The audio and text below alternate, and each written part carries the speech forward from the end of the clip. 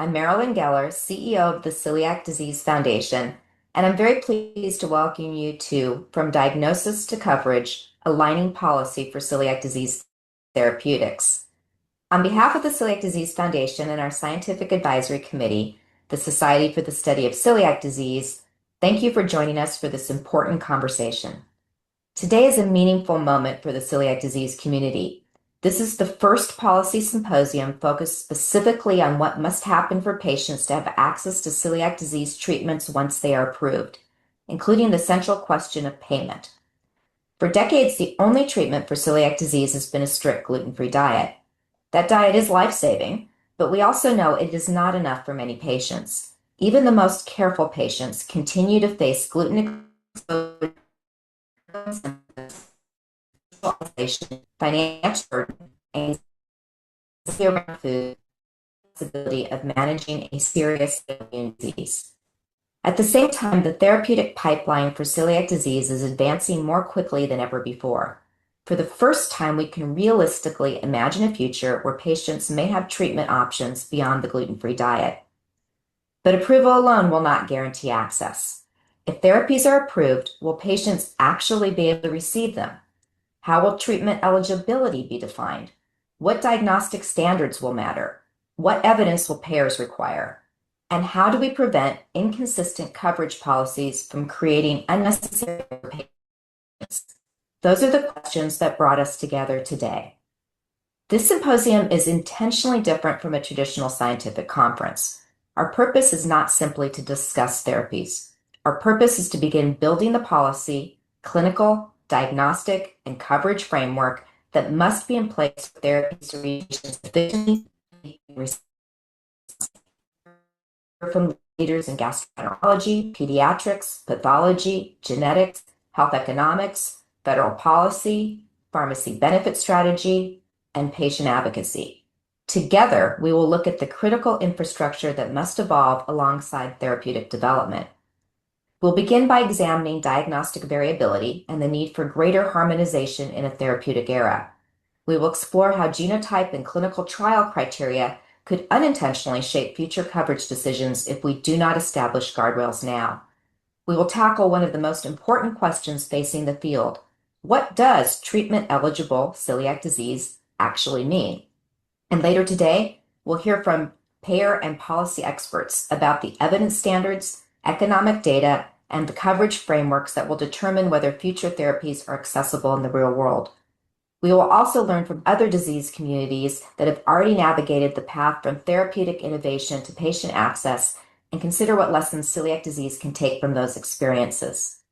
Most importantly, today is about collaboration.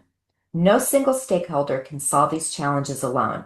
Clinicians, researchers, regulators, payers, industry leaders, and patient advocates must work together now, before therapies reach the market, so that we are building a system prepared to support patients fairly and effectively.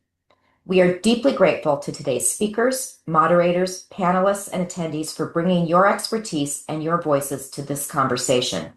Thank you for being part of this important moment for the future of celiac disease care. And now it is my great pleasure to welcome Dr. Don Adams, Chair of our Scientific Advisory Committee, the Society for the Study of Celiac Disease, whose leadership is driving this important work for the field. Thank you, Marilyn, for that introduction and that wonderful overview of today's symposium. I'm extremely excited to move on to our symposium today. We have a most impressive lineup of speakers today. The need for alternative therapies in celiac disease is essential, a disease in which for some, the burden of treatment is actually greater than the benefits of treating the disease.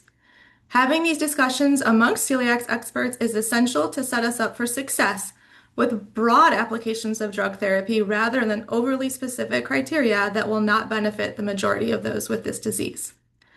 I cannot think of a better advocate for this cause than our keynote speaker, Dr. Dan Leffler, who I'm honored to introduce.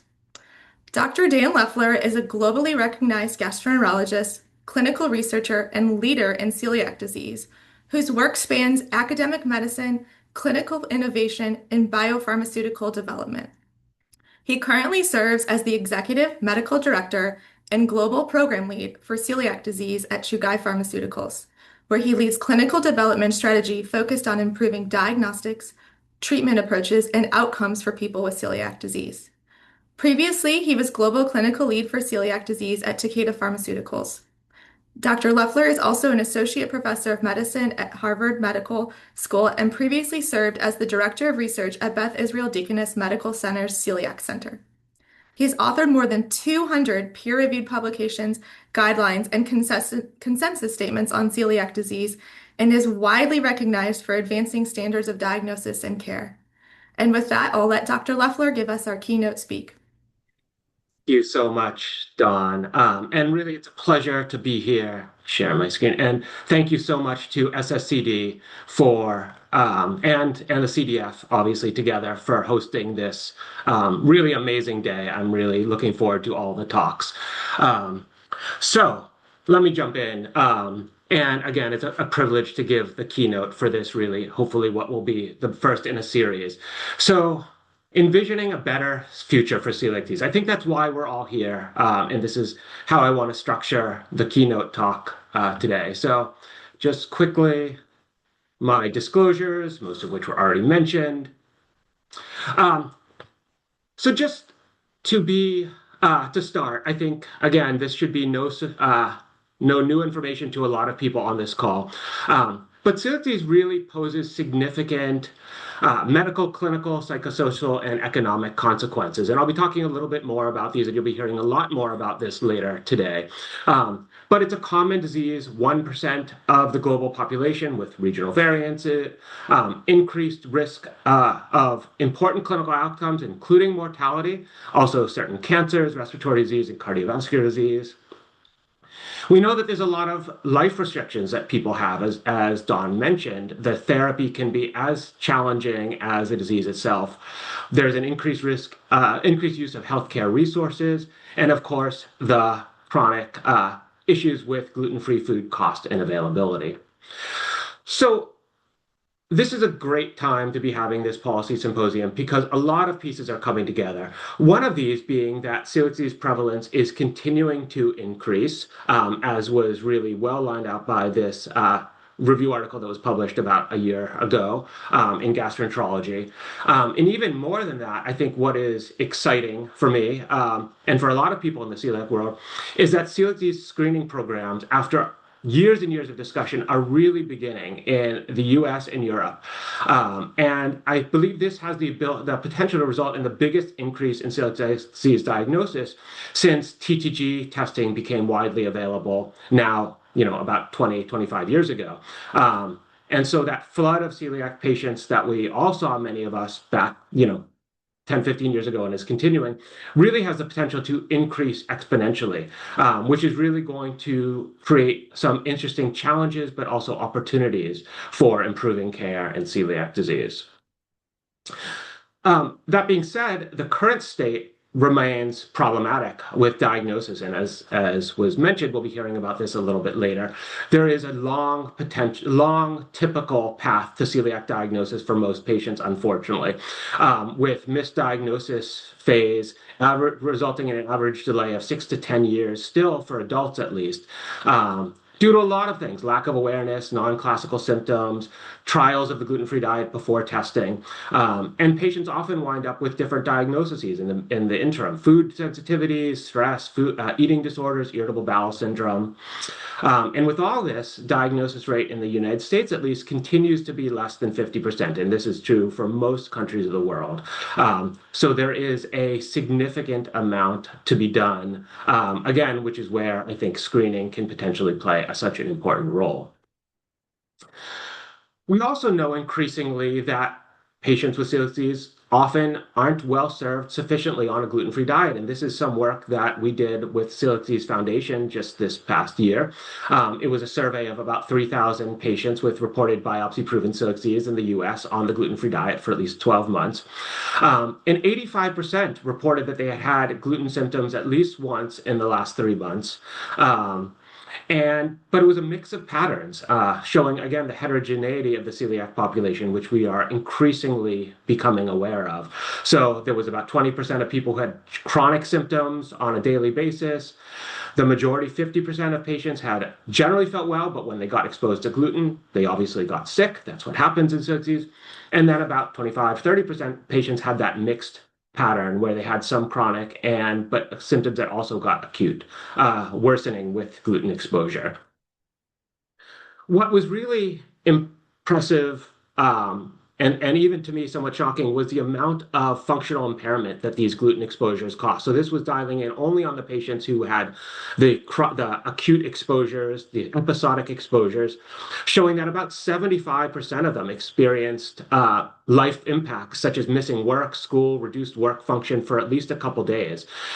So if you imagine that most people are getting exposed to gluten every month to every couple months from the survey, and most of those are having at least a few days of reduced ability to work or go to school. This actually becomes a significant impact on the patients, on their families, on society in general.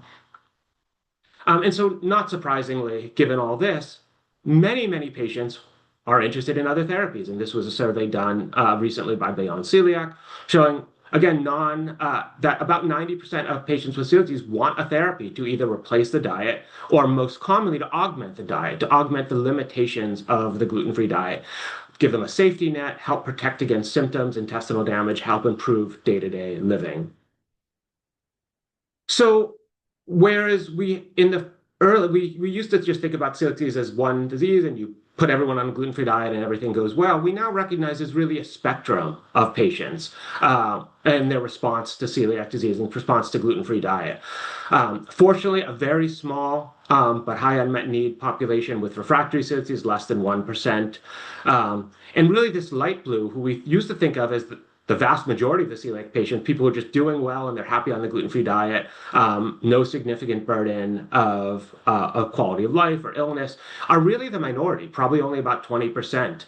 There's about 25% who have these chronic symptoms, chronic intestinal damage. And the majority, the biggest group is this 50% who are usually controlled between episodes of gluten exposure, but they're very unsatisfied with the diet. And it's taken a while, but as we've dug into this as a community, we realize that there's a lot of things that lead to this general interest in therapies despite generally feeling well. And this was not necessarily dogma for a long time, but it was the concern about the symptoms and disruptions due to accidental gluten exposure, the hypervigilance and anxiety that goes around trying to avoid gluten exposure every time you eat something, and of course the social, occupational, and financial constraints of living with celiac disease when the only option is a gluten-free diet.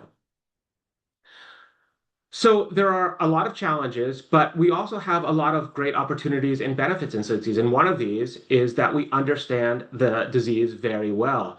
Compared to almost all other immune or inflammatory diseases, we understand the pathophysiology. We understand that gluten is not well broken down by mammalian enzymes.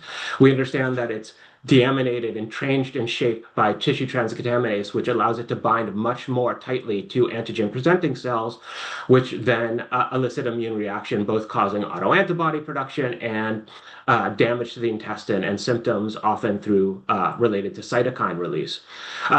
So this puts us in a very strong position to potentially develop targeted therapies that are safe and effective.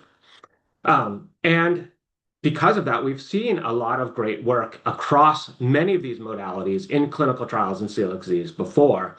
While there was great hope even 10, 15 years ago that a therapy was just around the corner, that has not turned out to be the case. But I do want to say that we have learned a great deal about how to develop therapies in celiac disease and why we may not have been successful despite some very promising therapeutics in the past that just haven't seemed to work out in trials. So I'll go around these. Celiac disease is not inflammatory bowel disease, and trial design cannot be assumed to be similar. This was maybe an easy path to go down, but it doesn't tend to work. Therapies for celiac disease are obviously designed to protect against gluten exposure. So trials should include gluten so we know how they work and we can really assess this. We've also learned painfully well, both in clinic and in clinical trials, that people with ongoing symptoms and celiac disease does not mean their symptoms are due to celiac disease. Just because someone has celiac disease does not mean they don't have other disorders, irritable bowel syndrome, other food intolerances, or overgrowth. The list goes on, and this is really a lot of the work that all of us do in clinic is sorting out celiac-related symptoms from non-celiac-related symptoms. We've learned that patients in celiac disease clinical trials change their behavior. And that behavior leads to reduced gluten exposure, which leads to significant improvement in symptoms and histology, even in the placebo arm. And we've also learned that histologic damage is poorly correlated with symptom severity. But actually, the most important lesson I didn't even put on this because I thought of it yesterday was that people actually turn out for these studies. That was by no means clear the first celiac disease studies we did. It was very much a hypothesis that this need that people were reporting, this interest in therapies, would actually translate to people being willing to participate in trials. And so, as we all do, I just want to take a moment and thank now the thousands back of the napkin, probably over 15,000 patients with celiac disease have participated in clinical trials of celiac disease. And this is really, any a bit of progress we've made in this field is due to those people, those altruism, giving their time, energy, often undergoing uncomfortable procedures to help move celiac disease forward for themselves, their families, and the next generation. So I know that this session will be a lot about therapies, but I do want to mention that there are also important other tests, diagnostics that are coming to bear that will change the way, have the potential to change the way we think about celiac disease, the way we treat it in clinic, and the way we assess patients. We have gluten immunogenic peptides. These have been around for a number of years, and I think we're still learning a lot about the best ways to use them. We have proteomic and transcriptomic approaches to better assess intestinal damage. Right now, we still are looking in sort of an old-fashioned way at the size of villi, the shape of villi, not really what they do or how well they're functioning. We have new technologies that allow us to assess celiac disease on a much deeper level. We have in vivo and ex vivo gluten-induced cytokine release, which has the potential to change how we diagnose and stratify patients. And also, we have new technologies coming out all the time for population management through both real world and EMR data, which really have the ability to help us help celiac patients on a population basis, not on an individual basis. All of these will play an exciting and important role, I think, as we move forward in trying to improve health of the celiac disease population in general. So where does that leave us today, and why are we all here? Is that because of this? The celiac population is growing and is poised to grow even further. Limitations of the gluten-free diet are increasingly clear. Therapies and new diagnoses are coming. So how can we get ready to make sure we actually take advantage of these opportunities to improve the future for celiac disease? So again, this is going to be a great day, and we're going to hear a lot about this. We're going to hear about ensuring proper diagnosis, improving treatment and monitoring standards, understanding the true costs of celiac disease, and aligning with access gatekeepers to make sure that the lessons we learn can really be applied to patients. So just to give a brief overview of some of these topics.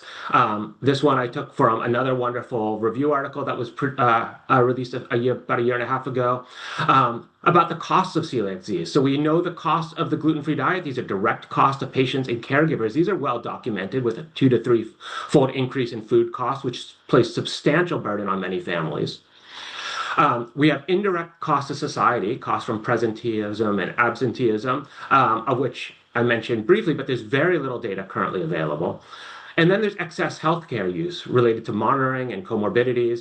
And there we have increasing amounts of data showing that this isn't really a cost-free diagnosis to payers. There's data coming out of US, UK, and Germany showing around $6,000 to $8,000 of excess annual medical costs for people with celiac disease on average. And borrowing again from that same paper, I think we can put all these together to look at factors likely to increase, reduce, or maybe either way, change the economic impact of celiac disease. And I think improved disease control and non-invasive diagnosis and monitoring really are likely to reduce economic impact. On the other hand, poor disease control, impact of disease on work, school performance, costs increase. And I think the stuff in the middle is really what we're talking about today, things that have the potential to either increase or decrease the economic impact of celiac disease, screening programs, novel therapies, and better increased disease monitoring. So there are some hurdles, but I think addressing them now gives us the best potential to get through them. We have hurdles with regulators who need to understand that or need to have data that suggests that the benefit of therapies or diagnostics really outweighs the risk. We need disease experts to help define unmet need, and these include patient advocates, medical societies, researchers, and clinicians.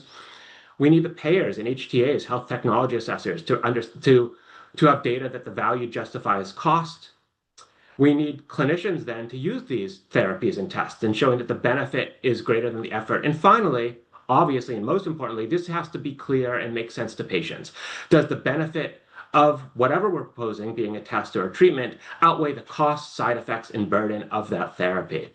And just to highlight a few things from these three boxes, because that represents most of who's here today. A lot of this is education, engagement, and support for research and workshops like the one we're doing today. And thank you to all of our sponsors.